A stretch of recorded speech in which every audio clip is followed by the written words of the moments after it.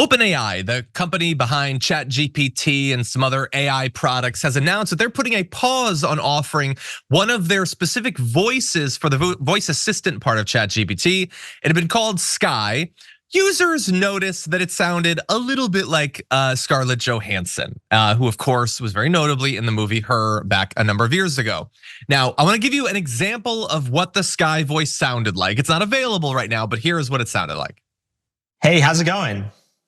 Hey there, it's going great. How about you? I see you're rocking an OpenAI hoodie. Nice choice. What's up with that ceiling about? Are you in a cool industry style office or something?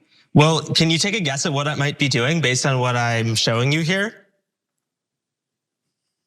From what I can see, it looks like you're in some kind of recording or production setup. Okay, so that is from a recent demonstration of OpenAI's new multimodal chat AI assistant feature where it can talk to you, it can see text, and it can also in real time view what's going on through your camera and then can respond in incredibly flirtatious ways, suspiciously flirtatious ways. But I wanna focus on the voice because look, I had said the moment I heard that voice like a year ago that this is obviously supposed to be Scarlett Johansson, and nobody seemed to be talking about it then, but everybody's talking about it now. Most importantly, Scarlett Johansson herself, who is apparently going to be suing. She put out a statement saying, last September, I received an offer from Sam Altman, the guy in the video, who wanted to hire me to voice the current, at that point, ChatGPT 4 system.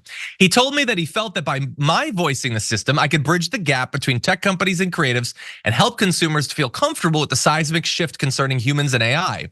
He said he felt that my voice would be comforting to people. After much consideration and for personal reasons, declined the offer. When I heard the release demo, I was shocked, angered, and in disbelief that Mr. Altman would pursue a voice that sounded so eerily similar to mine. Mr. Altman even insinuated that the similarity was intentional, tweeting a single word, her, which he very much did, and I believe that tweet is still up to this day. As a result of their actions, I was forced to hire legal counsel who wrote 2 letters to Mr. Altman and OpenAI, setting out what they'd done and asking them to detail the exact process by which they created the Sky voice, which we will talk about. Consequently, they reluctantly agreed to take down the voice. And she concludes by saying, in a time when we are all grappling with deep fakes and the protection of our own likeness, our own work, our own identities, I believe these are questions that deserve absolute clarity. I look forward to resolution in the form of transparency and the passage of appropriate legislation to help ensure that individual rights are protected. So she is not just interested in not having her voice used by OpenAI. She's trying to have our government actually like pay attention to this and do something about the fact that yes, Scarlett Johansson's voice can be, imitated, but so can anyone else's and used for God knows what. And our government's response to that has been very slow. Hey, I'm glad you're here. Listen, in order for the damage report to keep on going, we need viewers like you to become a member on YouTube. Can you click the join button on YouTube today? Thank you. Now, really fast before we discuss, OpenAI says they did not do AI to create a voice that sounded like hers. They did an open call. They had 400 voice actors and they chose a few.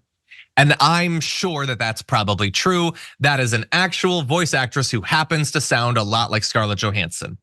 And that's why she was chosen. And that is not actually necessarily legal. If they tried to get Scarlett Johansson and couldn't, and then they choose an actress that sounds just like her, that is not necessarily protected, particularly if they're tweeting references to her and making it clear that their goal is still to duplicate the experience from the Joaquin Phoenix movie. And so I don't expect the voice to come back, which as a personal note is too bad because it's the one I used. It's a great voice. It is actually very comforting, like Sam Altman predicted that it would be. But I'm curious, Danielle, what you make of this.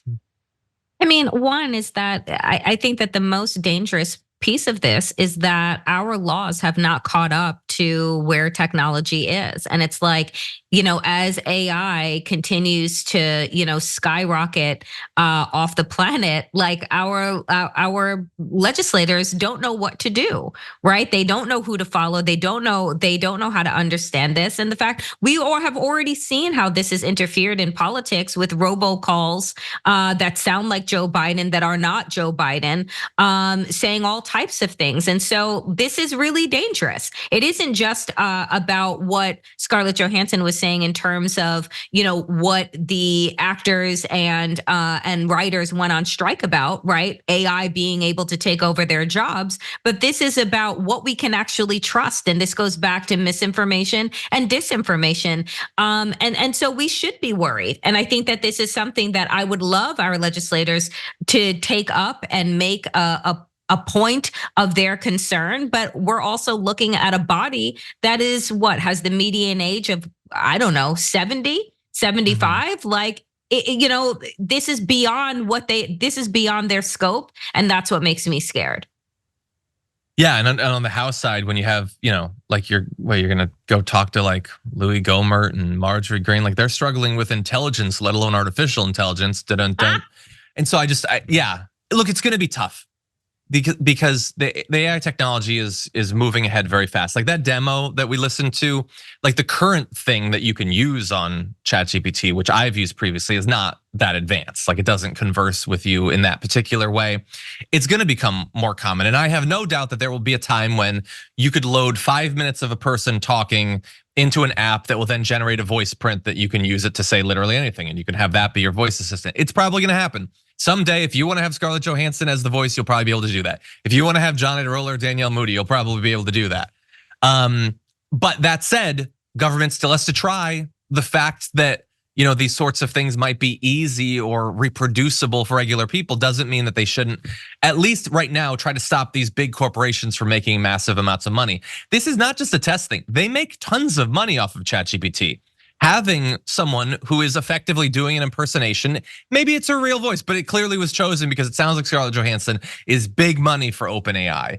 And so I'm glad that she's asserting her rights and protecting her brand in that way.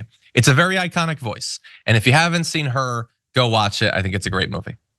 Not even that big of a fan of Joaquin Phoenix. I still think that you should watch it. Members make a difference here at TYT. You help make the show happen, and we see you in the chat with your loyalty badge. Click the join button to become a member today.